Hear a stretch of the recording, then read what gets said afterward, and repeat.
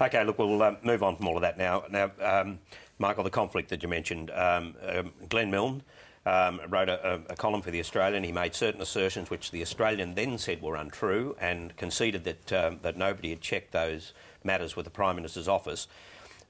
So, because of that, was Julia Gillard entitled to phone the CEO, John Hartigan, and give him a bit of a rocket? I think the Prime Minister can ring whoever she wants and give whoever she wants a bollocking. Again, I think it shows, as with the outburst against the Chief Justice, it does show the political pressure that you're under when you do ring up chief executives of media companies in terms that some describe as, more volume than Paul Keating used to do. That's a real achievement. That's hard to believe. That does show sort of how things, the pressure cooker situation that she's under. But it was exacerbated on this occasion because John Hartigan gave her certain assurances. Now, she claims that he gave assurances that this story would not run within the group. He says that he singled out the Herald Sun and the Daily Telegraph and made no mention of the Australian. Is that a bit of a cute excuse? Well, I think this is there's a lot of he said, she said, and details about it. And it's all happening over the weekend. I don't think there's any real suggestion that there's any sort of conspiracy within, as some people are very quick to do, within News Limited to say, OK, well, we said we wouldn't do it there, so let's do it there. You know what media's like. It all sort of happens.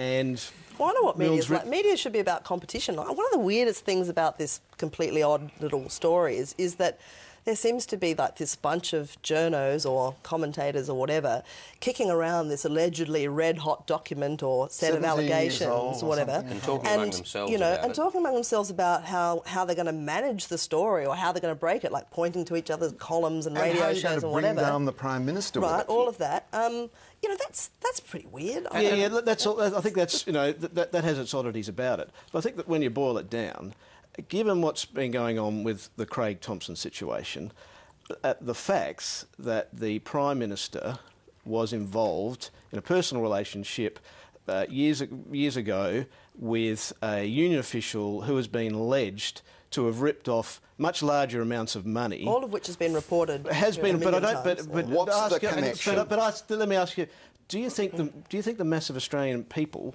Australian voters, know this? Well, it's on the front page of the telly. Let's be clear about what Glenn Milne said here. Glenn Milne said that our Prime Minister was shackled like a convict to Craig Thomson.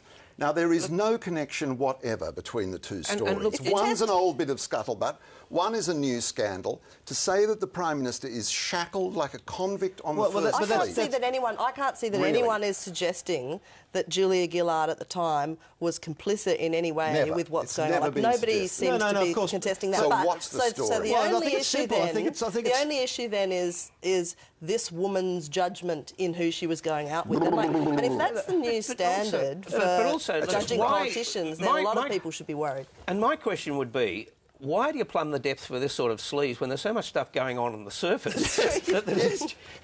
Really, guys, you don't need to do this This stuff. government's in trouble. You don't have to be raking through 17-year-olds' non-scandals. Look, I think it's a totally valid story that the Prime Minister, conceivably, could be brought down by a story of union sleaze. Let's have it. Now, let's have whatever revelation there is that survives why the hasn't truth the as media defence. been able What's to track that got to do with the old story? We're interrupting you. Go on.